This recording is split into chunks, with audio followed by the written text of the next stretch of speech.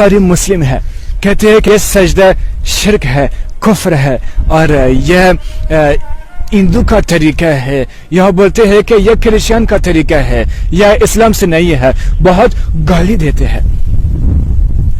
میں نے آپ لوگ سے پوچھتے ہو، جب آپ لوگ نماز پڑھتے ہو کس کو سجدہ کرتے ہیں؟ آپ لوگ کا جواب ہے اللہ۔ کیا اللہ خدا کا جسم ہے، خدا کا صورت ہے؟ آیا جو آپ پتھر کو، زمین کو سجدہ کرتے ہو، کبھی اس زمین پہ پتھر ہوتے ہیں، کبھی مٹی ہوتے ہیں، کبھی مصلی کے اوپر میں سجدہ کرتے ہو، خلاص ہے ہمیشہ کسی کوئی نہ کوئی چیز پہ آپ سجدہ کرتے ہو۔ آپ کہتے ہیں کہ میں خدا کو سجدہ کرتے ہو۔ کیا خدا اسی مٹی میں ہے؟ کیا خدا اسی مٹی میں ہے؟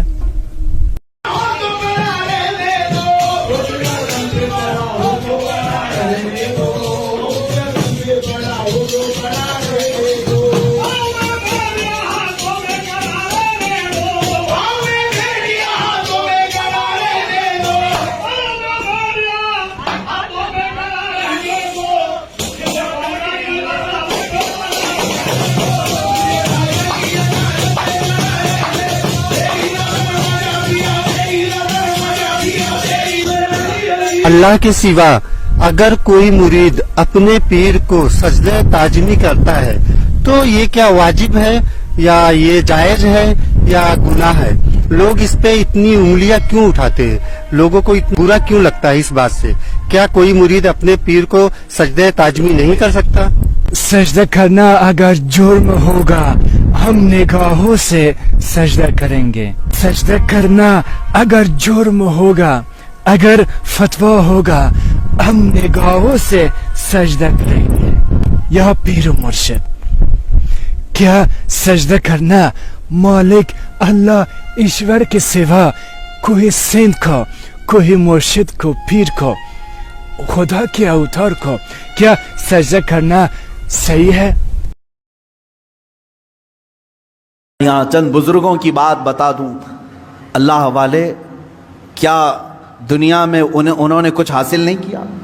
مخدوم علی شاہ مینا رحمۃ اللہ تعالی علیہ، محمد شاہ مینا رحمۃ اللہ علیہ، لکھنؤ کے بڑے بزرگ، ان کی سیرت میں نے پڑھا۔ جانتے ہیں عبادت بھی کیسے کرتے تھے؟ اللہ اکبر، رات کے وقت کھلی دیوار جو ہوتی، کمپاؤنڈ جیسے ہوتا ہے دیوار کے اوپر کھڑے ہو جاتے تھے، عبادت کے لیے کھڑے ہوتے تھے، ادھر بھی نیچے ادھر بھی نیچے، بیچ میں دیوار ہے، کھڑے کھڑے عبادت کرتے تھے رات تک۔ لوگ کہتے کہ حضور مسجد ہے، نیچے صحن ہے، آرام سے کریں۔ کہتے جب آرام ملتا ہے تو نیند آ جاتی ہے، آرام ملتا ہے تو نیند آ جاتی ہے۔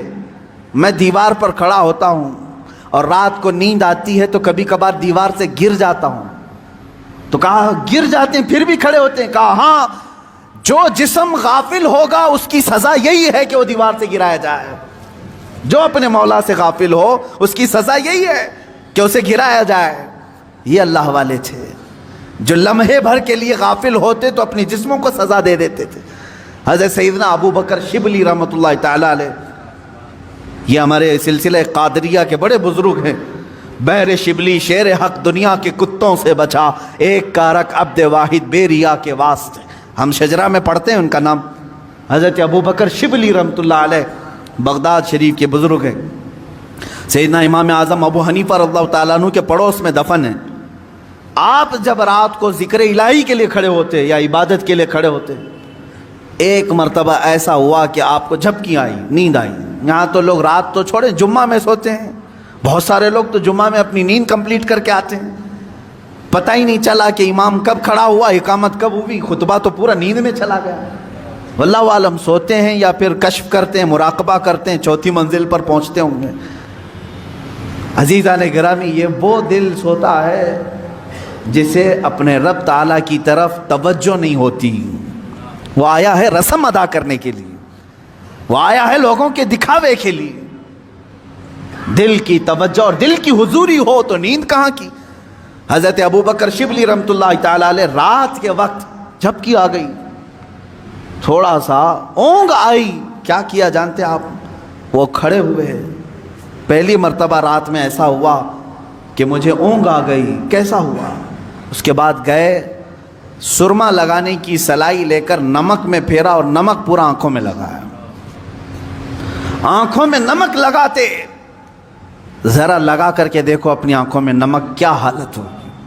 سیدنا ابو بکر شبلی رحمۃ اللہ علیہ کی آنکھوں سے خون رستا تھا, خون رستا تھا, ٹپکتا تھا, اور اسی حالت میں وہ عبادت کرتے تھے. لوگوں نے پوچھا کیا یہ اس طرح سے کرنا صحیح ہے آپ کا؟ اپنی آنکھوں کو آپ نے نمک میں ڈال دیا. وہ ہنستے تھے.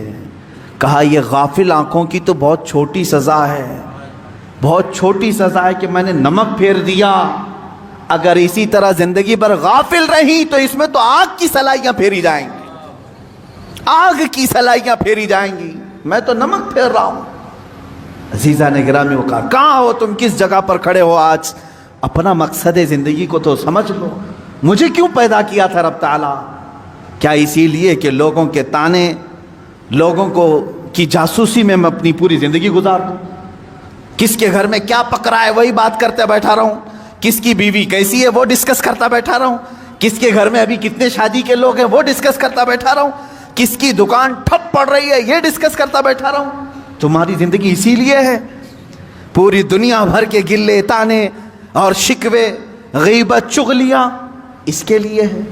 میرے عزیزو, اپنی زندگی کا مقصد سمجھو, اور آج کے بعد یہ طے کر لو کہ میں دکان میں ہوں کہ مکان میں ہوں کہ راستے پر ہوں, لوگوں کی عیب جوئی کرنے سے بہتر ہے کہ میں اللہ کو سبحان تو کہوں.